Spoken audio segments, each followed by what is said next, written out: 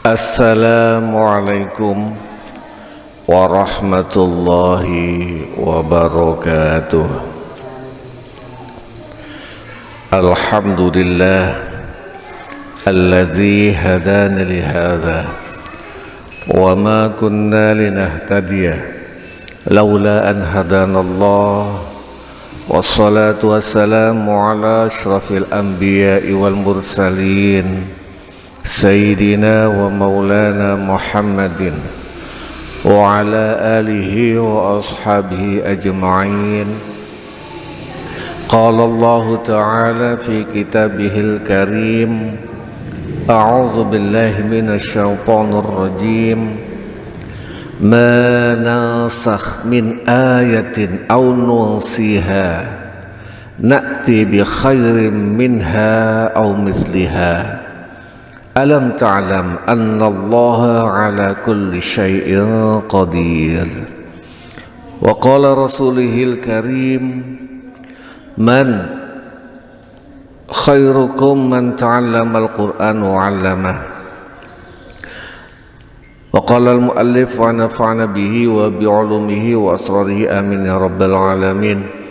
Al-Fatihah ila hadratin Nabil Mustafa Muhammad sallallahu alaihi wasallam wa ala alihi wa ashabihi wa zurriyyatihi wa furu'ihi wa usulihi wa ila jami' ikhwanihi min al-anbiya'i wal mursalin wal awliya'i wa syuhada'i wa salihin wa sahabati wa tabi'in wa tabi'i tabi'in wal ulama'il amilin wal musannifin al mukhlisin wa jami'il malaikatil muqarrabin khususan Syekh Abdul Qadir Al-Jilani wa Imam Ghazali wal awliya tis'a fil Jawa wal mufassirin wal muhaqqiqin wal mutasawwifin wal 'arifin billahi rabbil alamin, khususan muallif hadzal kitab Syekh Wahb Az-Zuhaili, muallif kitab Tafsir Al-Ibris, Kiai Bisri Mustafa, Kiai Haji Ahmad Nasr bin Abdul Rahim wa ala alihi wa ashabihim wa zurriyyatihim wa furu'ihim wa usulihim wa ghafarahum wa rahimahumullahu syai'un lillah wa lana wa lahumul fatihah.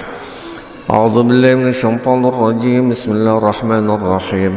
Alhamdulillahi rabbil alamin arrahmanir rahim maliki yaumiddin. Iyyaka na'budu wa iyyaka nasta'in. Ihdinas siratal mustaqim. Siratal ladzina an'amta 'alaihim ghairil maghdubi 'alaihim waladdallin. Amin. Bapak-bapak, ibu-ibu, sederek-sederek rahimakumullah, langsung mawon kita meneruskan kajian tafsir ayat-ayat Al-Quran. Kita menggunakan panduan kitab Tafsir Munir karya Profesor Dr. Wahb Az-Zuhaili. Pada sore hari ini kita masuk ayat ke-106. A'udzu billahi minasyaitonir rajim. Ma nasakh min ayatin aw nusiha na'ti bi khairin minha aw misliha.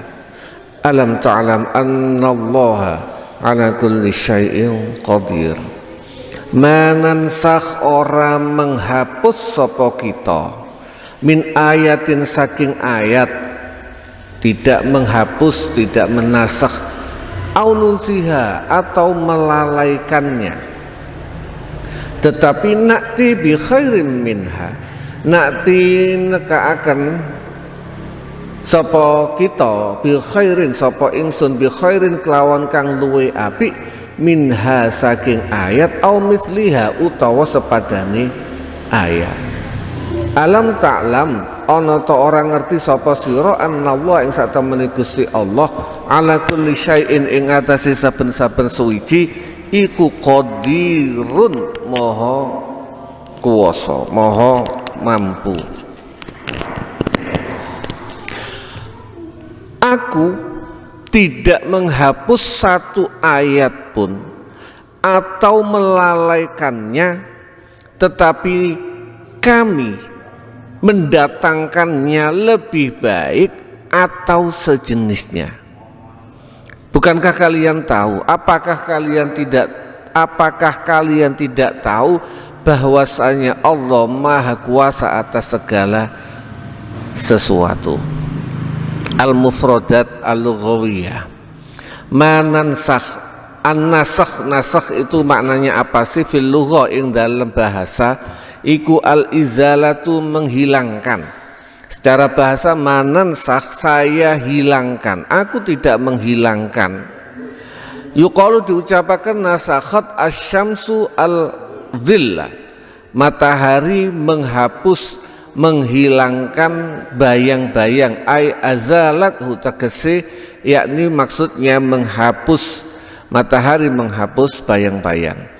Wafil istilah asy-syar'i, sedangkan menurut istilah syariat, nasakh itu maknanya raf'ul hukmi syar'i, mengangkat hukum yang bersifat syariat bitariqin syar'iyyin, dengan jalan yang syar'i, mutarakhin anhu, karena untuk mempermudah hukum. Wal insa, dari tadi insa, manansah, sekarang insa alias aununsiha, yang tadi kami berikan makna atau kami lupakan. Al insa maksudnya apa? Izhabul ayat min zakiratin nabi, menghilangkan ayat dari hafalan, dari memori nabi. Ba'da tablighihi, setelah disampaikannya atau setelah Nabi menyampaikannya iya terhadap ayat. Fa makna nunsiha, maknanya nunsiha alias nubihu lakum tarkaha, aku perbolehkan kepada Nabi Muhammad untuk meninggalkan ayat tersebut. Min nasiyah, dari kalimat nasiyah, ai iza taroka, ketika dia meninggalkan. Summa ta'adda bil alif, kemudian na'ti bi khairin minha, na'ti bi khairin minha, yakni aku datangkan yang lebih baik daripada ayat yang sudah, anfa, yang lebih bermanfaat, lil ibadi, terhadap hamba-hamba Allah, fisuhulati, dalam kemudahan. Bisa jadi lebih berat, tetapi au kasratil ajri, atau lebih besar pahalanya. Jadi Allah menghapus ayat, baik ada nasakh itu makna dan nasnya dihapus, ada yang maknanya tetap, nasnya nggak ada. Kalau nggak salah tentang hukum orang zina yang dewasa, ada yang nasnya ada, hukum ada nasnya yang ada tetapi hukumnya sudah nggak ada. Ada banyak-banyak, itu biasanya dipakai menggunakan kalimat bukan nasakh am dan khas, biasanya begitu. Yang am dikhususkan sehingga makna amnya hilang. Jadi gini, lebih enaknya kita pakai sababun nuzulnya. Sababun nuzul ayat 106 yang tadi kita baca, sebab-sebab turunnya ayat itu. Qalal mufassirun, ahli tafsir berkata, innal musyrikina qalu atarawna ila Muhammadin ya'muru ashabahu bi amrin tsumma yanhahum anhu wa ya'muruhum bi khilafihi. Orang kafir, orang musyrik berkata, kalian lihat enggak Nabi Muhammad itu kadang memerintahkan sahabatnya dengan sebuah perintah kemudian melarangnya, atau memerintahkan sebaliknya. Wa yaqulul yaum qawlan wa yurajjihu anhu ghadan, dan kadang mengatakan sebuah kalimat sekarang, besok berubah, besok dikuatkan. Ma fi hadzal Qur'an illa kalamu Muhammad. Tidak ada dalam Al-Qur'an ini kecuali ucapan Muhammad. Ini ucapannya orang musyrik.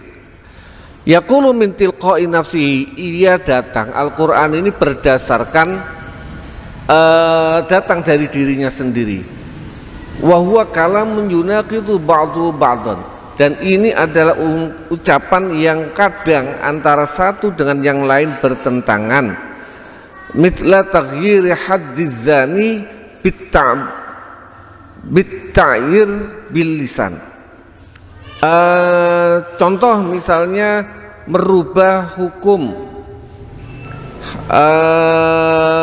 orang yang zina,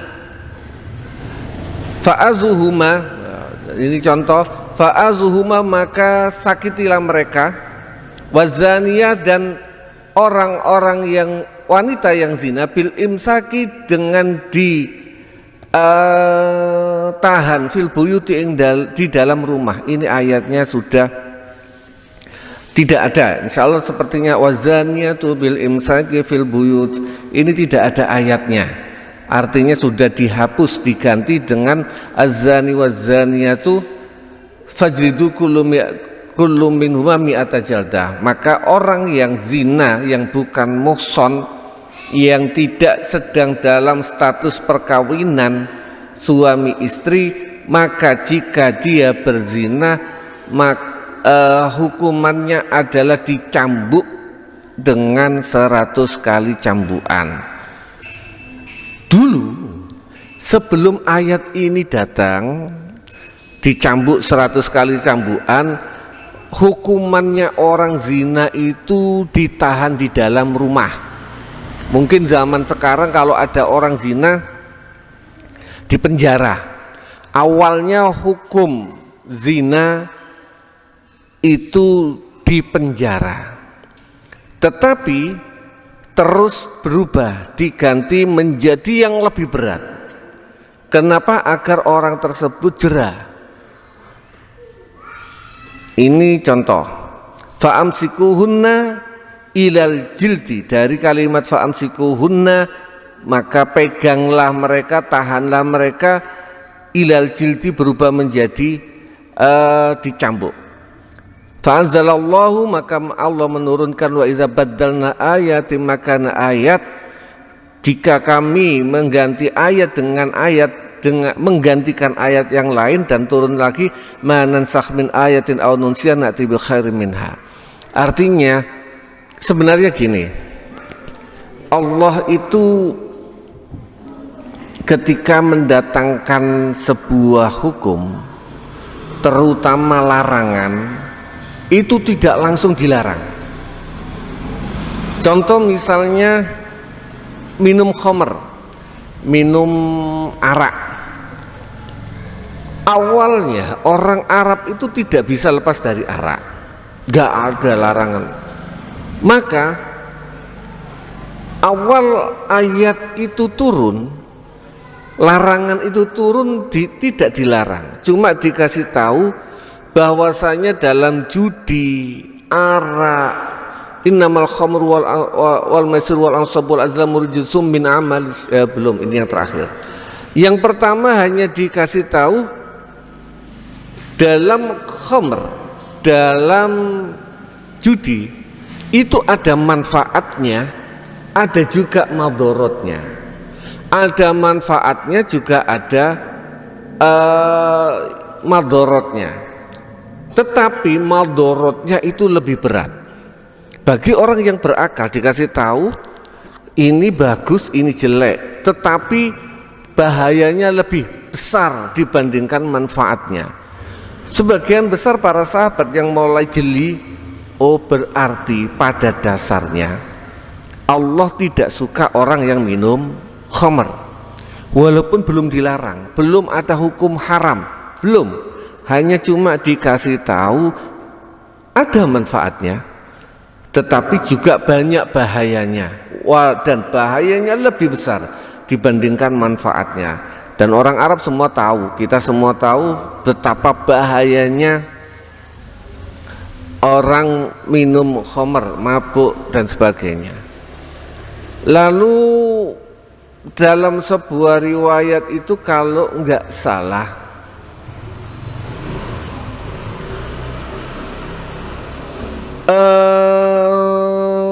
suatu saat Abdurrahman bin Auf itu ngundang, dia menyembelih kambing, pesta makan-makan. Biasa makan-makan minum khamr. Kalau nggak salah waktu itu sore minum, mungkin habis makan siang, begitu habis makan siang sate, kambing bakar dan sebagainya. Ya orang Arab nggak enak kalau nggak minum khamr. Asar, seperti kalau nggak salah asar atau habis maghrib. Begitu habis minum khamr, masuklah waktu maghrib. Ketika masuk waktu maghrib, salah seorang sahabat itu ngimami sholat ngimami. Kalau nggak salah yang dibaca adalah surat Al-Kafirun. La a'budu ma ta'budun wala antum a'biduna ma a'bud. Pada dasarnya makna yang asalnya, aku tidak menyembah apa yang kalian sembah dan kalian tidak menyembah apa yang aku sembah. Tapi karena mabuk, la-nya dihapus. Jadi maknanya aku menyembah apa yang kalian sembah. Karena peristiwa ini maka turunlah ayat wala taqrabus sholata wa antum sukara. Jangan kalian melaksanakan sholat sedangkan kalian dalam keadaan mabuk. Orang Arab, orang Islam pada waktu itu antara sholat ambek mabuk milih sholatnya. Antara sholat sama mabuk milih sholatnya. Kalau sekarang nggak tahu, antara mabuk sama sholat milih mabuk, bisa jadi. Tetapi dulu antara sholat sama mabuk milih sholatnya. Sehingga ketika menjelang waktu sholat nggak mau minum khamr. Jadi mulai itu berarti peluang untuk minum khamr, waktu minum khamr hanya setelah waktu isya. Pagi misalnya habis zuhur, habis subuh sampai duha. Kalau dia minum khamr, khawatir zuhur itu masih kliang-kliang karena waktunya masih 2-3 jam. Mungkin masih ada efek mabuknya. Habis zuhur ketemu asar masih kliang, apalagi habis asar ketemu maghrib atau maghrib ketemu isya. Baru setelah isya para sahabat yang minum, karena banyak yang sudah nggak minum, para sahabat yang minum itu baru mau minum setelah sholat isya. Kenapa? Agar tidak bentrok untuk ketika waktu sholat. Itu agak lama hingga suatu saat ada undangan lagi malam, cuma undangan makan-makan. Ada orang Ansor, ada orang Muhajirin. Makan, kalau nggak salah kambing atau sapi, saya lupa, sapi sepertinya. Makan-makan, begitu makan-makan minum khamr. Biasa orang kalau mabuk yang awalnya nggak berani jadi berani. Nah, mulai membangga-banggakan sukunya. Yang orang Ansor bangga dengan suku Ansornya, orang Madinah yang baik, yang bla bla bla bla. Orang Arab gantian, orang Mekah membanggakan kota Mekah. Akhirnya saling ejek mengejek. Yang awalnya membanggakan, lama kelamaan saling menghina, ngejek, wah bla bla bla bla bla ada. Dan mereka menghinanya berdasarkan syair. Jadi selalu akan ada syair yang membanggakan sebuah kelompok, ada yang merendahkan sebelah kelompok, maka mereka menyenandungkan syair untuk mengejek. Sampai ada salah seorang Madinah yang saking ledeknya orang Mekah itu sangat kuat emosi. Diambillah, seingat saya itu buntut onta yang sangat besar, dikepruk di kepalanya salah seorang orang Mekah sehingga berdarah. orang ini berdarah, ngelapor kepada Nabi, lalu turunlah innamal khamru wal maisiru wal ansabu rijsum min amali syaitan. Sesungguhnya khamr, judi, ansab dan sebagainya adalah najis, termasuk amalan setan. Artinya saat itu hukumnya haram.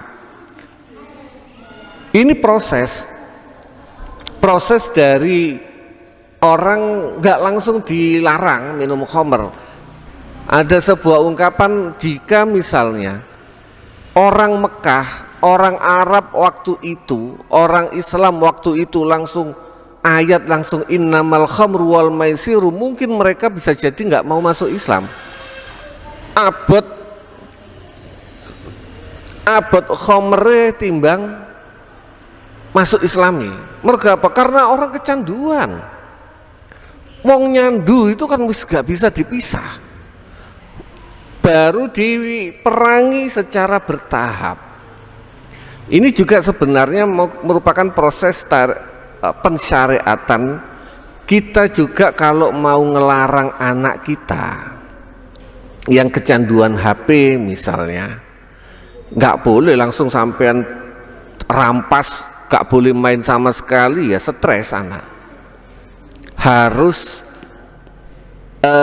pertama dikasih tahu dulu, HP itu nak, yo ada manfaatnya. Kamu bisa belajar, bisa browsing. Ini loh, browsing kalau mau cari tentang pelajaran, maknanya ini ada di sini. Artinya bahasa Indonesianya ini. Banyak manfaatnya, HP itu banyak. Tapi juga ada masalahnya, ada bahayanya. Kalau terlalu berlebihan main HP, terutama main game, lupa waktu. HP itu lama-kelamaan panas, bisa meledak. Harus dikasih tahu dulu, nggak boleh langsung dirampas. Proses Islam itu seperti itu. Dikasih tahu soal HP. Oke, anak mulai mikir. Lama-kelamaan ketika dia sudah mulai over main HP-nya berlebihan, dibatasi. Kamu boleh main HP cuma 2 jam. Dari jam 7 habis ngaji, habis sholat sampai jam 9. Habis jam 9 kamu tidur. Harus proses begitu. Nggak boleh langsung dilarang, nggak bisa. Kalau dilarang ngelawan. Anak panjenengan kalau ada apa yang dia sukai langsung sampean larang, ngelawan. Sama, Islam itu prosesnya seperti itu. Ini sama, manansakh min ayatin aw nunsiha. Aku tidak pernah menghapus kecuali aku datangkan lebih baik, alias merupakan proses satu demi satu agar umat itu bisa mencerna, bisa menerimanya pelan-pelan. Bun. Ayat selanjutnya. Alam ta'lam annallaha lahu mulkus samawati wal ard. Alam ta'lam ana ta orang ngerti sapa sira kabeh. Annallaha ing sak temene Gusti Allah iku lahu kedue Allah. Mulkus samawati utawi kerajaan langit wal ardi lan bumi. Wa malakum lan ora ana kedue sira min dunilai sak liyane Gusti Allah iku miwaliyin saking penolong walan saking kanca wala nasirin dan saking penolong. Ini menggunakan biasa. Al-Qur'an itu ngajak kita berpikir, mikir, ngerti enggak? Kalau semua ini kerajaan langit dan bumi itu milik Allah semua. Dan kalian jika ingin selamat di langit dan di bumi, di dunia dan di akhirat, tidak ada penolong kecuali Allah. Kamu mau menggunakan penolong apapun gak bisa. Contoh mawon. Penolong dalam artian politik, si A didukung sama partai B, C, D. Ini seakan-akan penolong. Begitu dia kalah, ya ditinggal. Artinya dia bukan penolong, ada kepentingan. Atau misalnya berteman, saapi-api berteman, nek seneng misalnya ngopi bareng, oke. Anu bareng, oke. Mangan bareng, oke. Bahkan mungkin sholat bareng, ngaji bareng, oke. Nek ono masalah, aku duwe utang tanggung bareng, ya sik Cak, urusan itu beda lagi. Sama dengan masalah keluarga. Contoh, ketika orang dalam berkeluarga, hidup selama hidup, anak belani bapak, bapak belani anak, suami belani istri, mati-matian, oke, deal. Tapi setelah mati, nggak lama kemudian, mungkin nggak hitungan anu, lupa. Maka yang bisa nolongi kita cuma Allah. Ini digunakan logika sama Allah. Al-wali, wali itu maksudnya apa? Al-qarib as-sadiq.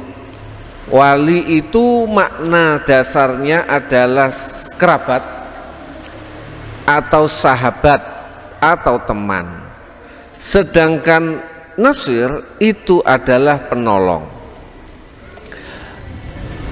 Perbedaan di antara kedua, wal fariqu bainahuma annal waliyya qad yad'afu 'anin nasrah wan nasiru qad yakunu ajnabiyan amma yansuruhu.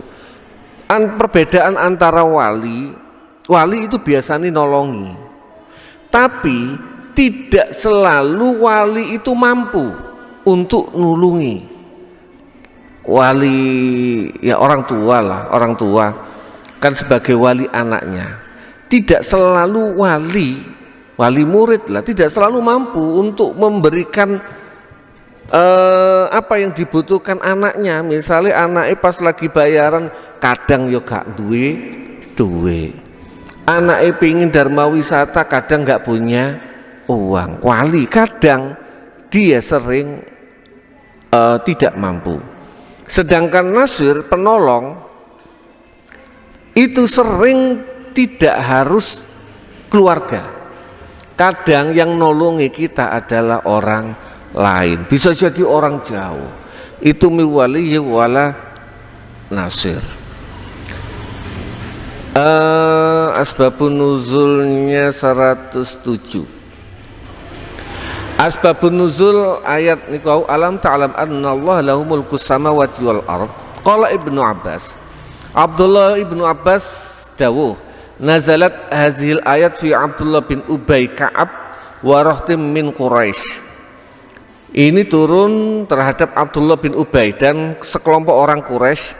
Qalu, mereka berkata, ya Muhammad, ij'al lana sofa zahaban, jadikanlah gunung Sofa itu emas.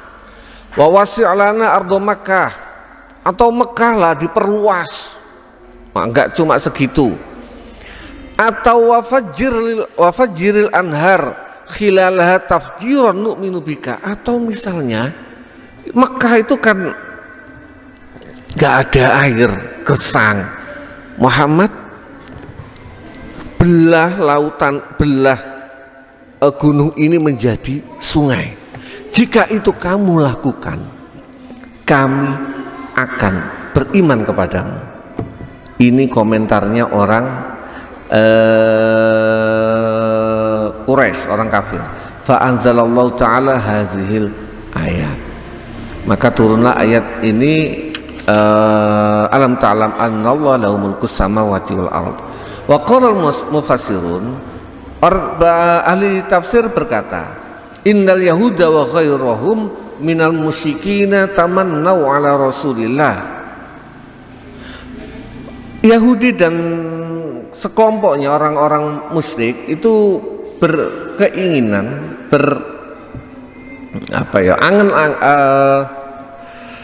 berharap kepada Nabi Muhammad SAW.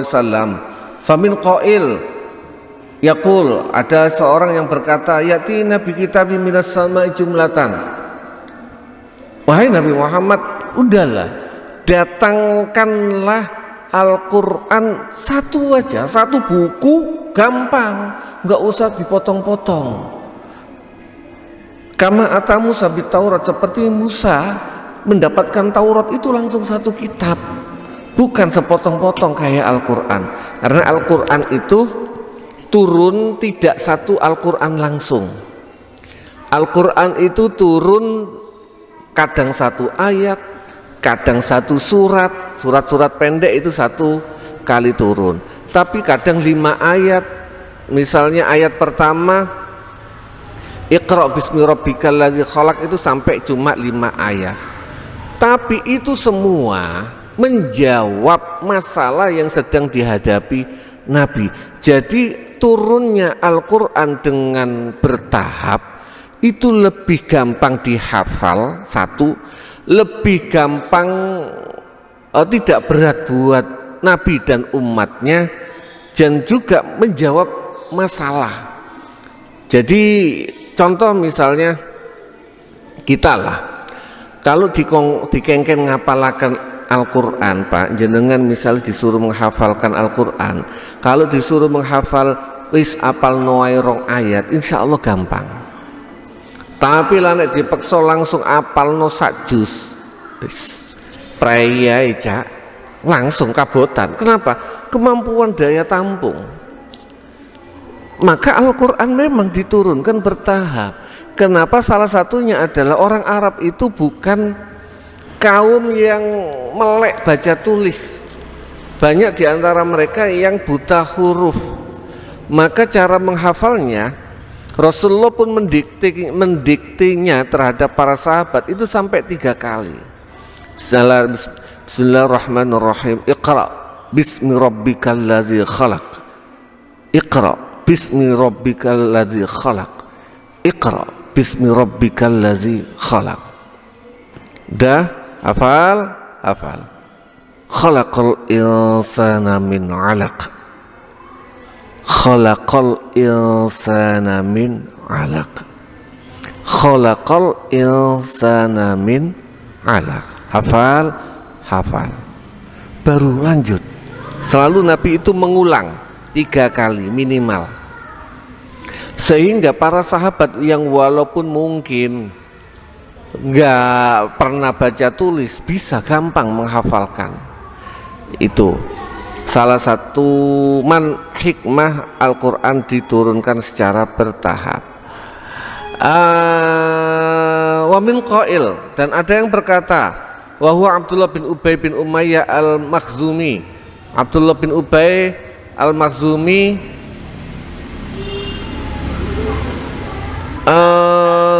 berkata, "I'tini bi kitabim minas sama' fi min rabbil alamin." Muhammad, kami akan percaya jika kamu datangkan langsung dari langit Al-Quran itu terbang datang langsung dari Allah, kami percaya. Kalau Nabi, kalau begini kami nggak percaya. Itu orang kafir.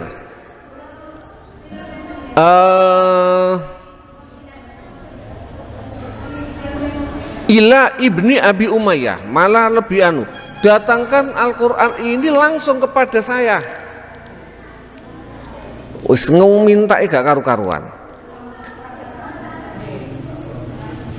Wa min qail, ada ucapan gini, i'lam anni qad arsaltu Muhammadan ilan nas.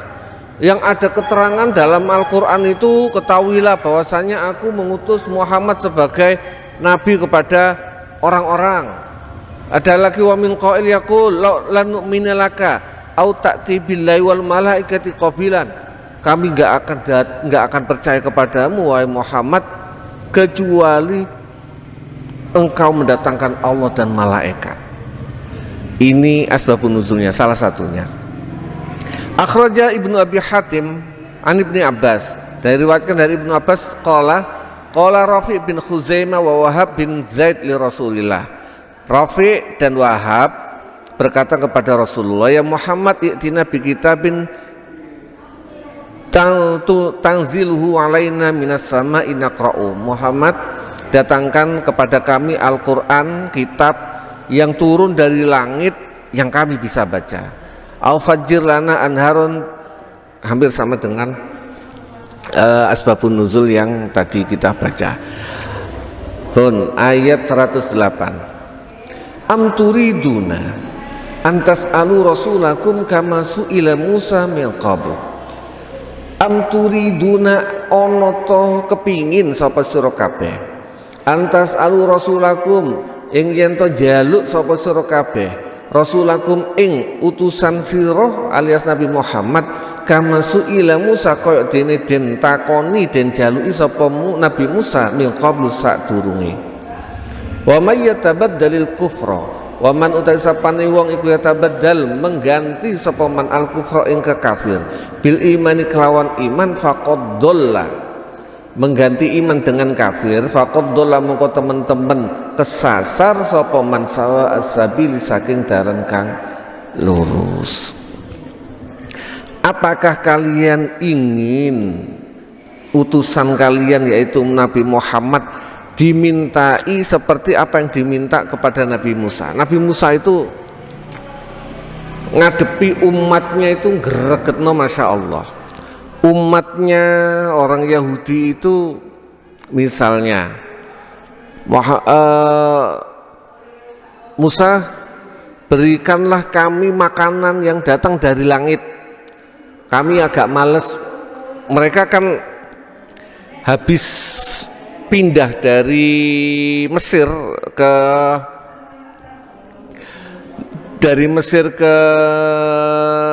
Baitul Maqdis, ke tanah Palestina sekarang.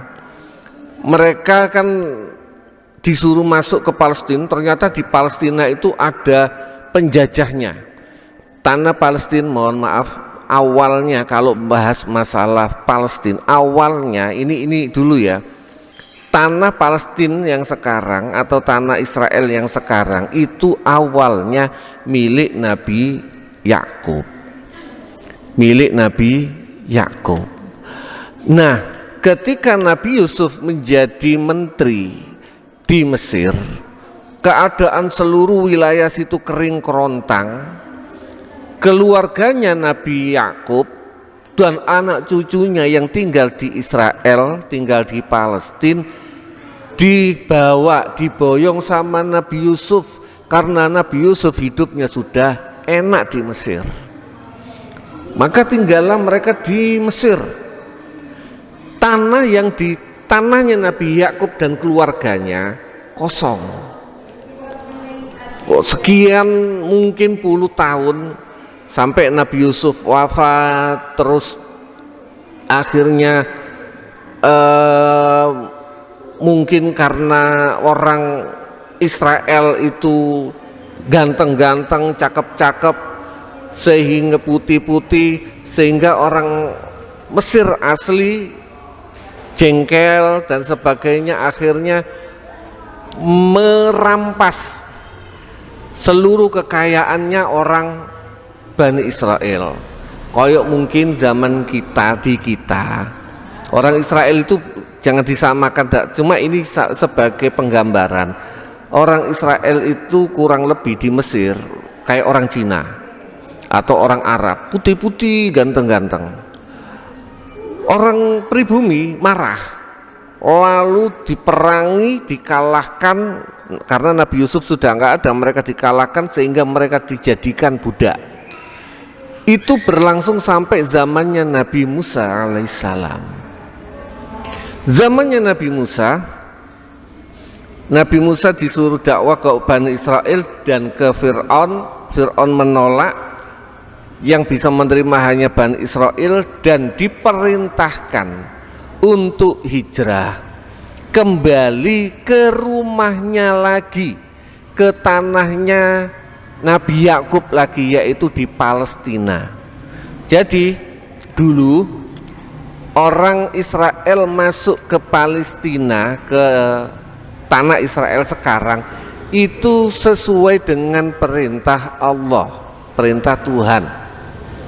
Maka mereka pergi ke tanah Palestina atau Israel. Di sana ternyata ada para penjajah. Jadi sudah diisi orang.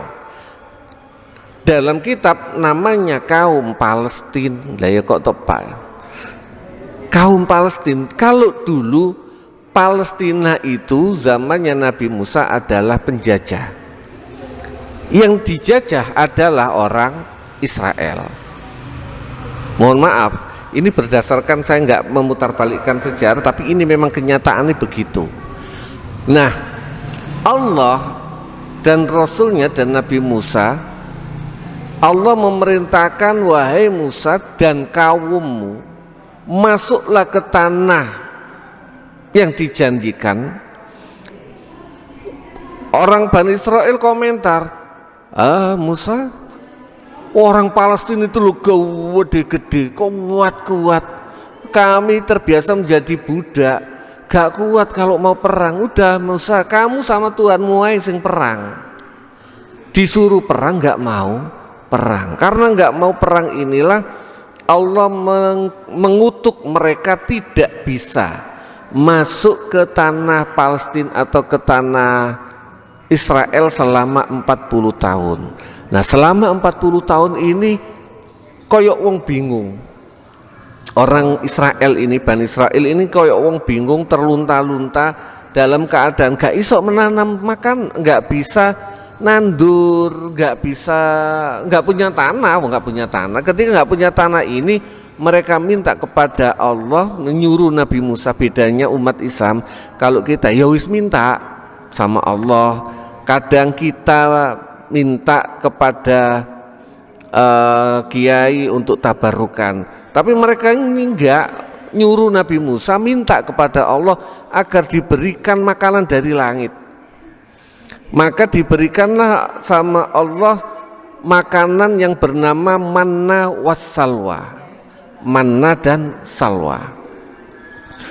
Lama-lama mereka wena, manna wassalwa itu kalau nggak salah manna itu burung, manna itu burung, salwa itu, atau kebalik saya, salwa itu sejenis manisan.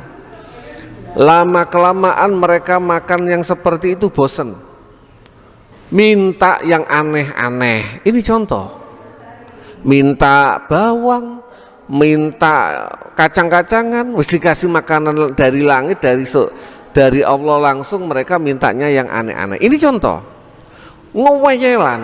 Nah, orang Arab, orang Islam itu ditegur sama Allah, ojo kakean jaluk.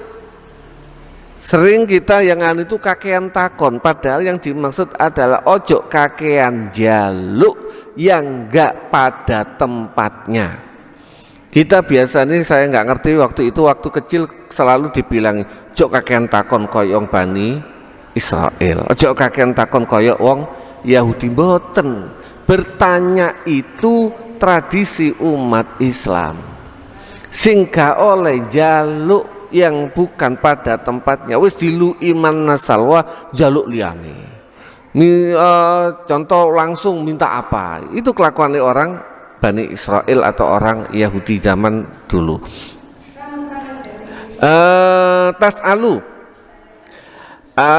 Tas'alu yang dimaksud di sini apa? Amturiduna antas'alu.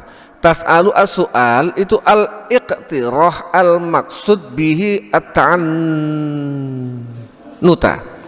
mengutarakan apa yang dimaksud karena bandel.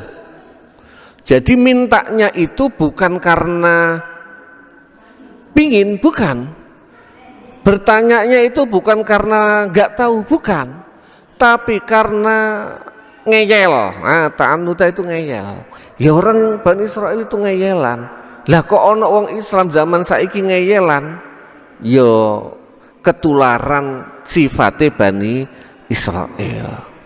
Wis dibilangi A jaluk B, diluki B jaluk C, diluki A jaluk rempel. Nah, itu orang Bani Israel.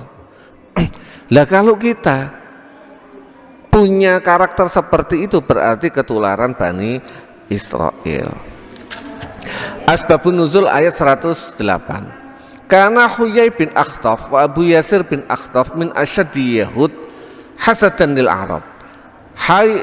Huyai dan Abu Yasir itu termasuk orang Yahudi yang paling benci terhadap wong Arab. Iz khassahumullah bi rasul, karena orang Arab itu diberikan anugerah sama Allah, Rasulullah Muhammad sallallahu alaihi wasallam lahir di kalangan mereka. Wa kana jahidina fi raddin nasi 'anil Islam mastata'a. Mereka sangat bekerja keras, sangat semangat untuk mengajak manusia, ngajak orang-orang untuk menolak Islam, memprovokasi semampu mereka. Fa anzalallahu katsiran, turunlah ayat ini. Wa akhraja Ibnu Jarir at-Tabari an Mujahid, sa'alat Quraisyun Muhammadan. Quraisy bertanya kepada Nabi Muhammad, minta kepada Nabi Muhammad ayyaj'ala lahum as-sofa zahaban, agar menjadikan sofa sebagai emas. Qala na'am, qala, Nabi menjawab, na'am, oke. Mereka itu minta sofa, bukit sofa dirubah menjadi emas. Nabi bilang na'am, oke. Wa huwa lakum kal maidah li Bani Israil. Nabi mungkin antusias agar mereka itu masuk Islam. Maka oke, itu akan menjadi kalian seperti hidangan yang diberikan kepada Bani Israel. In kafartum, jika kalian kufur, fa'abau waraja'u, maka mereka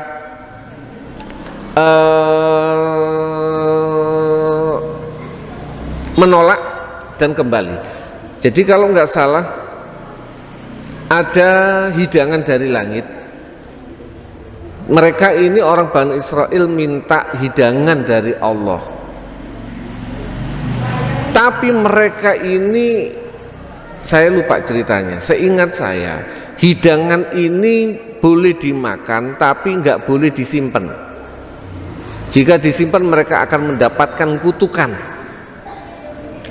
Nah, Nabi Muhammad, oke, siap. Jika kalian emas, sofa ini akan berubah jadi emas. Tetapi jika kalian kafir, terima hukumannya, terima resikonya. Mereka gak berani sehingga mereka kembali alias tidak meneruskan permintaan tersebut. Pun jam 5.30, mugi-mugi bermanfaat, mugi-mugi tetap kita rajin semangat untuk mengkaji ayat-ayatipun Gusti Allah Ta'ala. Monggo kita tutup kalian doa. A'udzubillahi minasyaitonir rajim. Bismillahirrahmanirrahim. Alhamdulillahi rabbil alamin. Hamdas syakirin, hamdan na'imin, hamdan yu'afil ma yukafi mazidah. Ya Rabbana lakal hamdu kama yanbaghi li jalali wajhika wa 'azimi sultanik. Allahumma shalli wa sallim wa barik ala sayyidina Muhammad wa ala alihi wa sahbihi wa barik wa sallim. Rabbana zalamna anfusana wa illam taghfir lana wa tarhamna lanakunanna minal khasirin. Rabbana la tuzigh qulubana ba'da idh hadaytana wa hab lana min ladunka rahmah innaka antal wahhab. ربنا اغفر لنا ولوالدينا وارحمهما كما ربيانا صغارا ربنا هب لنا من ازواجنا وذرياتنا قرة اعين واجعلنا للمتقين اماما ربنا آتنا في الدنيا حسنة وفي الآخرة حسنة وقنا عذاب النار سبحان ربك رب العزة عما يصفون وسلام على المرسلين والحمد لله رب العالمين آخر الكلام بالله التوفيق والهداية والرضا والعناية والسلام عليكم ورحمة الله وبركاته.